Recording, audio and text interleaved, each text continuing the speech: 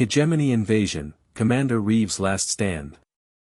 Commander Vex Duran of the Galactic Hegemony's 7th Assault Fleet stretched his triple-jointed limbs and gazed through the viewport at the blue world turning silently below.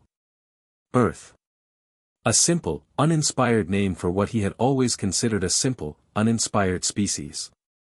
Status report, he ordered, his mandibles clicking with the sharp impatience of a predator denied a meal. Lieutenant Kra advanced to the center of the bridge, her main arms clutching a data pad while her secondary limbs folded neatly behind her thorax. The human defense grid is down to 32%, Commander. Orbital platforms have been neutralized. Ground-based installations are failing. Victory is inevitable, Vex finished for her, a low, chittering laugh escaping his throat. It was inevitable the moment we entered this system. These humans, so fragile. And to think the Council spent centuries fearing them. They have shown remarkable resilience, Kra ventured. Vex swiveled both eye stalks toward her. Resilience? 3 of their continents burn. Their governments lie in ruins. Their armies are scattered like debris after a meteor strike. That is not resilience, Lieutenant, that is collapse. Yes, Commander. Bring up Sector 7. I want to see the capture of their defense research facility. The main viewscreen came alive with the feed from a helmet camera. Hegemony shock troops moved through the smoking ruins of a high-security compound. Bodies lay strewn across scorched concrete, human blood steaming in the mountain air. Any resistance? Vex asked. Minimal, Kra replied. A few pockets of human soldiers. Intelligence believes this facility houses experimental technology, possibly shields capable of withstanding orbital bombardment. Vex snorted. Then it is fortunate for us those shields remained an experiment. The camera jerked violently as the trooper ducked for cover. Plasma fire hissed through the air, and human voices shouted in defiance. What's happening? Vex demanded. A small group is making a stand at the central lab, Kra answered. The feed zoomed in on 3 human soldiers behind improvised barricades, returning fire with projectile weapons. 2 were male. The third, standing slightly forward of the others, was a woman, her scorched armor cracked, yet her aim precise. Every shot counted, and the number of hegemony corpses in front of her position made that painfully clear. Who is she? Vex asked, leaning forward. Kra checked the database. Commander Tess Reeves. Head of Earth's Adaptive Defense Research Division. She's responsible for most of their advanced weapon designs in the last decade. A weapons designer who fights on the front line, Vex mused. Rare.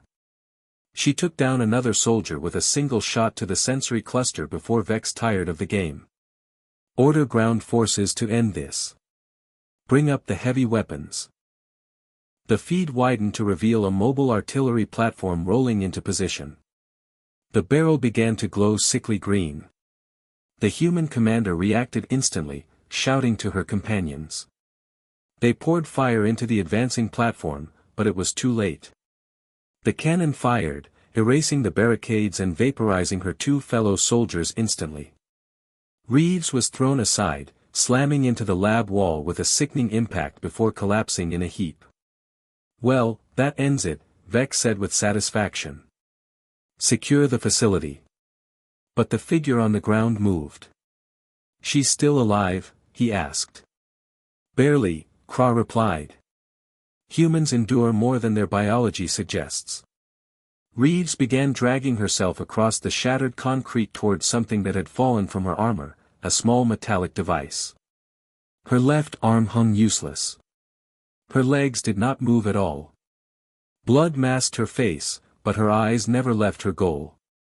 Vex's mandibles twitched in amusement. She still thinks she can fight. Bridge crew. Place your bets. How far before she dies? I wager 3 meters. Laughter rippled across the bridge as officers shouted their estimates. The human reached the device, smearing it red as she worked one-handed. What is that?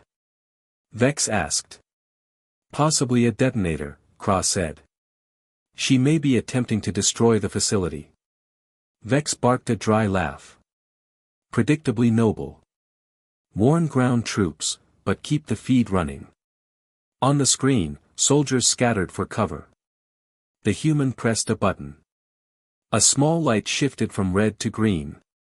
Then, with deliberate motion, she pressed the device against her chest, directly over her heart, the Lazarus Nanite protocol. The bridge of the inevitable conquest was silent but for the soft hum of life support and the distant murmur of status reports. On the main view screen, Commander Tess Reeves, bloodied, broken, pressed the strange metallic device to her chest. Vex Duran leaned forward in his command chair, mandibles twitching with anticipation. A suicide charge? He wondered aloud. The answer came at once, and it was nothing anyone expected. The device liquefied, spilling across her torso like molten silver. It flowed upward and outward, enveloping her body in seconds. The metal clung to her form, a seamless second skin, its surface rippling with veins of electric blue light that pulsed where the armor touched her injuries. What is that?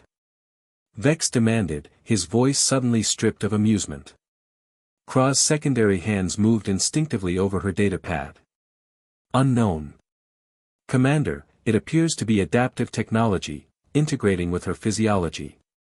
On the screen, Reeves rose. Not the slow, pained struggle of the wounded, but a smooth, predatory motion that erased any sign of her shattered bones and bleeding wounds. Her once useless arm flexed as if nothing had happened.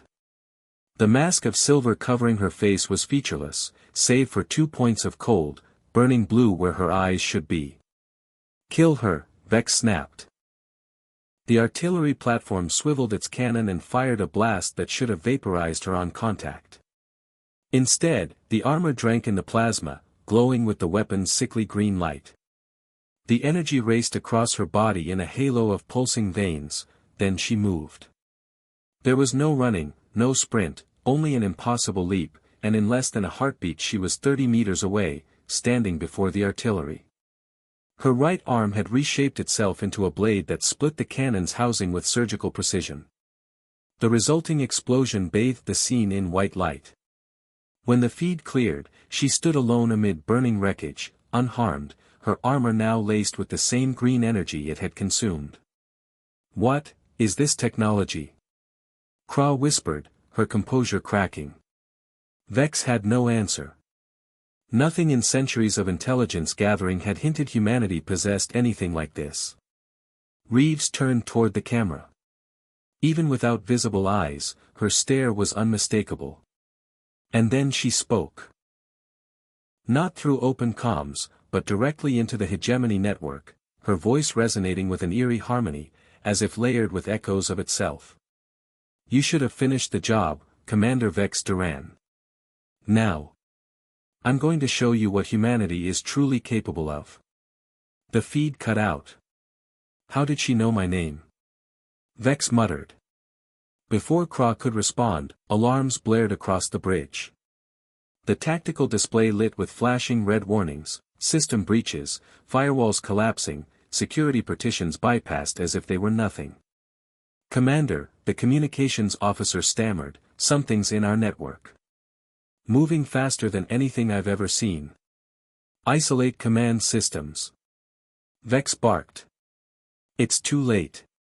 She's already inside. The view screen shifted to an external feed of the fleet in orbit.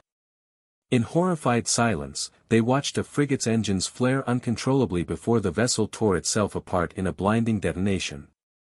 Another followed. And another.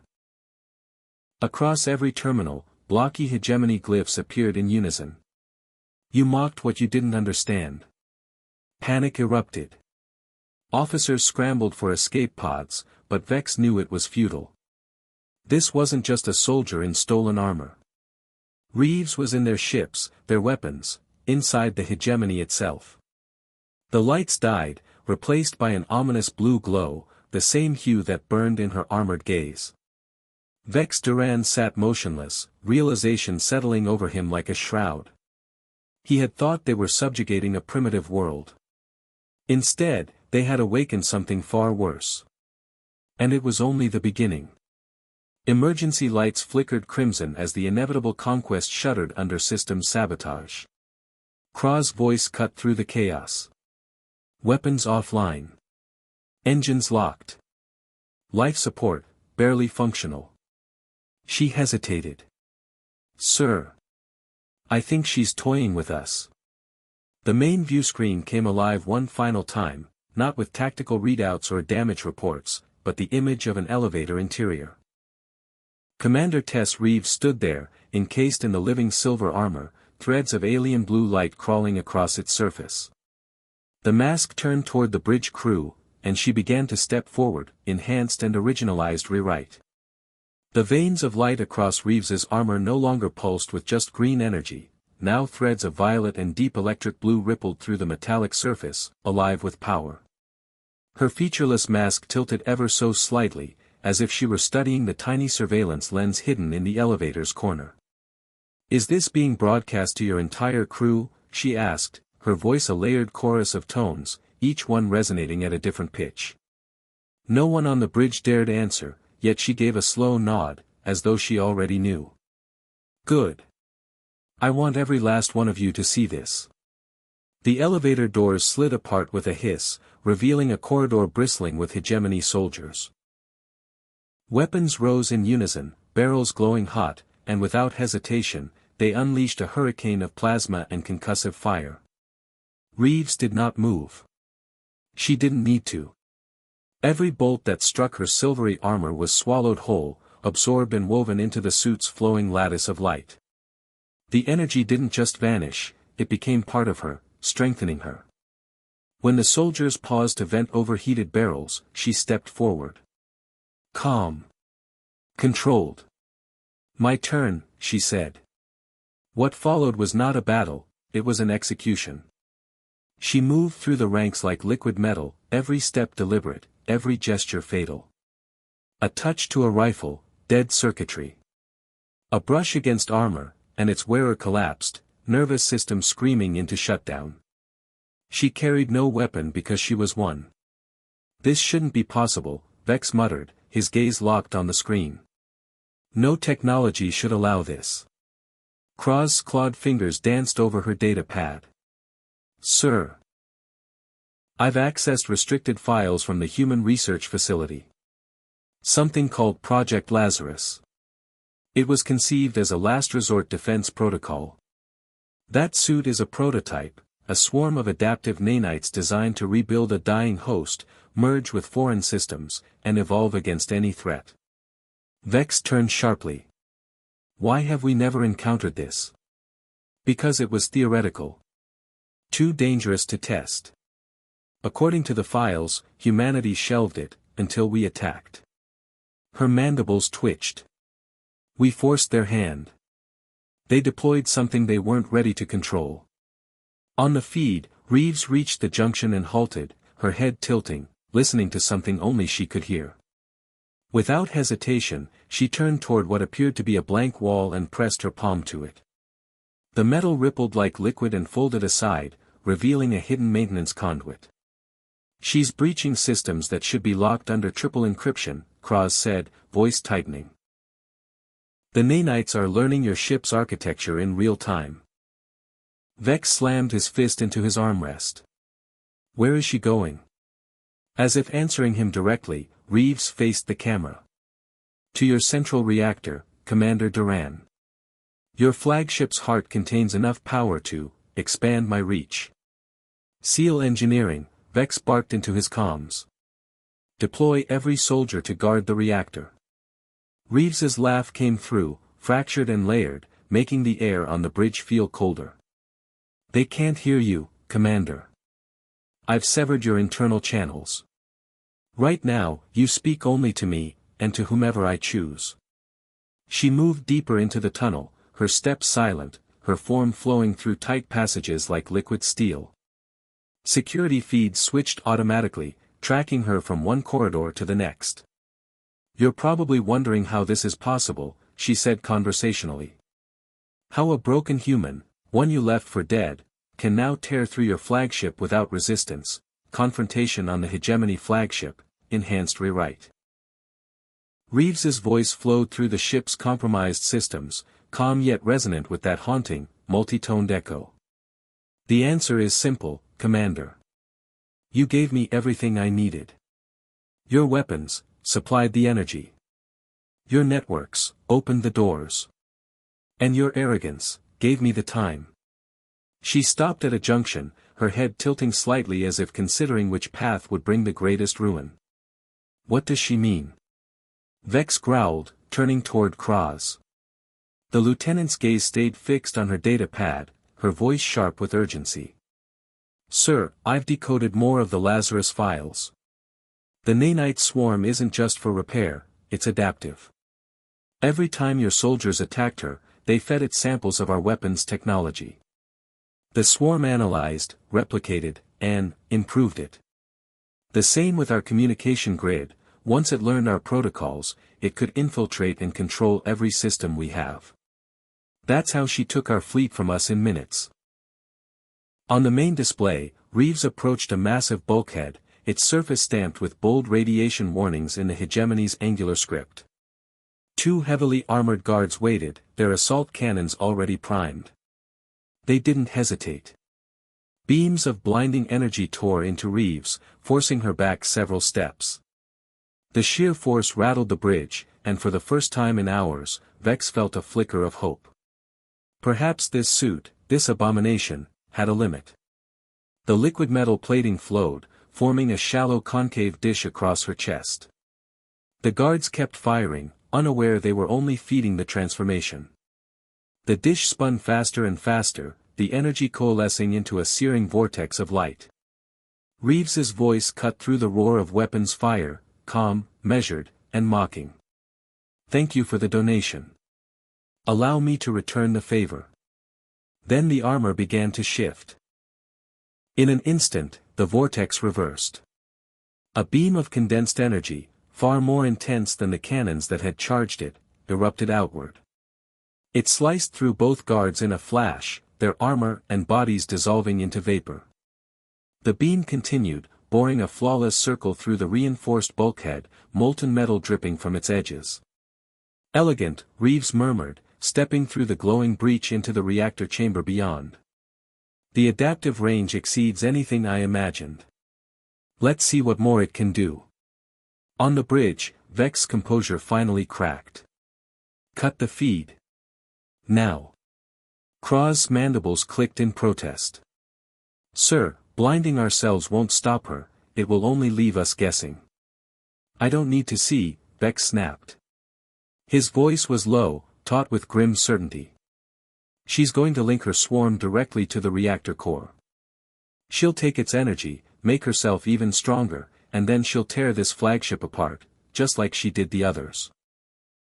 The only question left is whether we can get off this ship before she decides to finish us. Reactor core absorption and power amplification, enhanced rewrite. Vex rose from his command chair, drawing his sidearm. His voice was clipped and cold. Prepare my personal shuttle. We are leaving.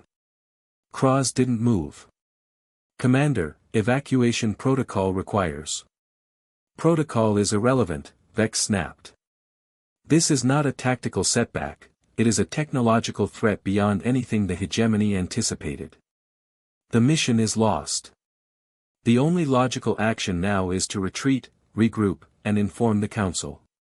The bridge doors slid open. Both officers turned, expecting panicked crew. Instead, Commander Reeves stepped through. Her form blazed with energy, the silvery nanite suit rippling with green, blue, and purple veins of light so intense it hurt to look directly at her. Going somewhere, Commander Duran. Her voice was layered, each tone echoing in strange harmonic resonance. Vex didn't hesitate. He fired. The plasma bolt struck dead center in her chest, only adding to the swirling storm of power within the suit. I've already taken the energy from your reactor core, she said calmly, walking toward him through the haze of dissipating plasma. Did you really think that toy in your hand would matter now? She reached him in 3 measured steps. With a single finger, she pushed his weapon aside. The metal sagged and dripped molten droplets onto the deck, hissing as they struck. "You know what's fascinating about this technology, Commander?" she asked, leaning in so close that the faint hum of the nanites filled the air.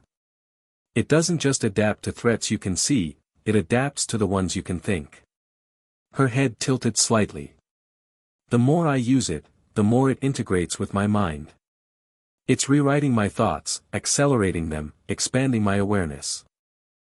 She turned away from him and approached the primary command console.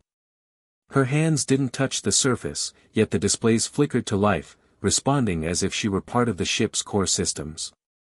"I am aware of every system on this vessel. Every transmission across your fleet. Every tactic your surviving officers are considering." She glanced toward a side monitor, the status of 37 ships flickering into view. Thousands of crew members, all linked. All, within reach. Vex's voice was hoarse. "What do you want?" She looked back at him, her glowing mask unreadable. "What do I want?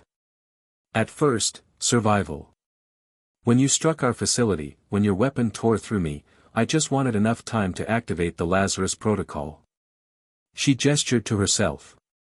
"Then, as the nanites rebuilt my body and I realized what they could do. I wanted revenge. You burned our cities, I wanted your fleet reduced to ash. An eye for an eye." Kraz finally spoke, her voice steady but low. "And now?" The pulsing within the suit slowed, the light shifting to a steady, ominous glow. "Now. I want something better. Justice." Her hand moved, not touching controls, but commanding them. The ship-wide communications activated with a deep, resonant chime.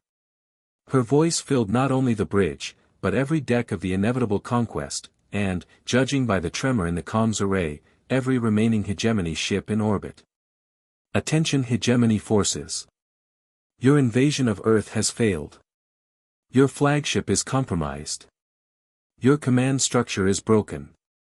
You have 2 choices, surrender, or be destroyed."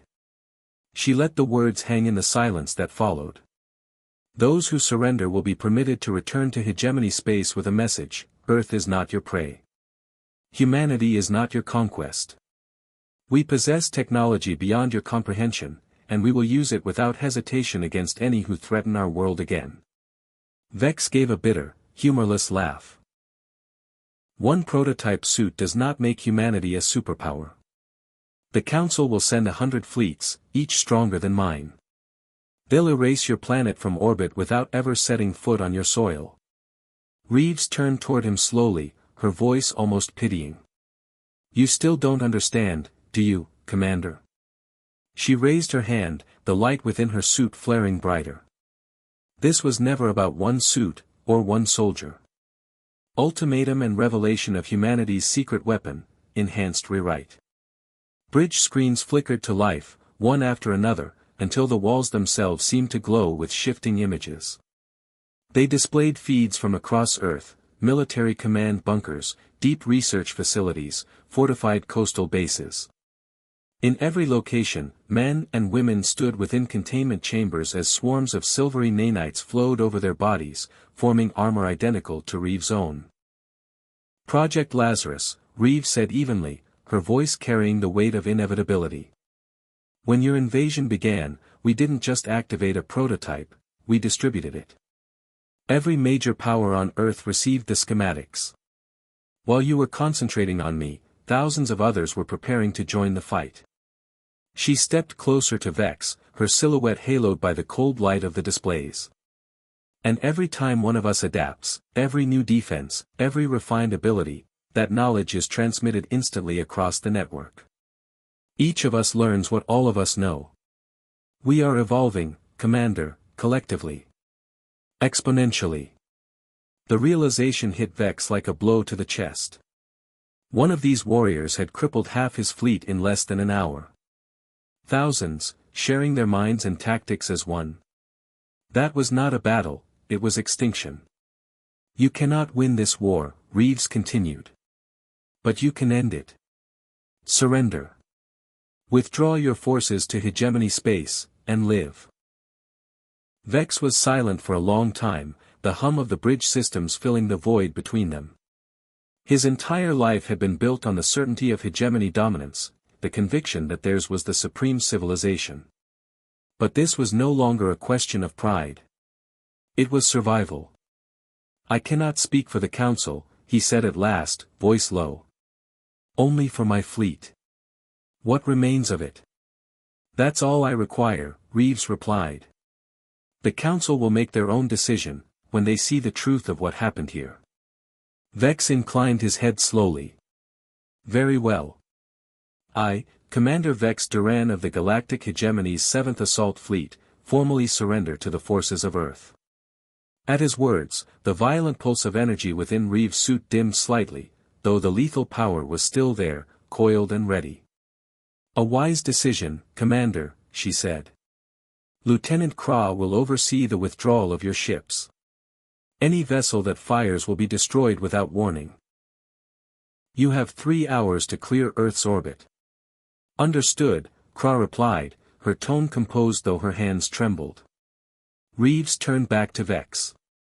When you face your council, make sure they understand exactly why their invasion failed. And what, Vex asked quietly, should I tell them? The nanite mask rippled, flowing back from Reeves' face. Her human features emerged, unmarked, her skin whole, her wounds erased as if they had never existed. But her eyes still glowed with that unearthly blue light. Tell them they made a fatal error, she said, her voice purely human now.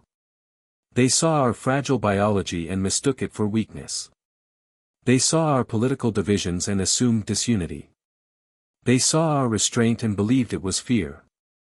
A smile touched her lips, sharp and without warmth.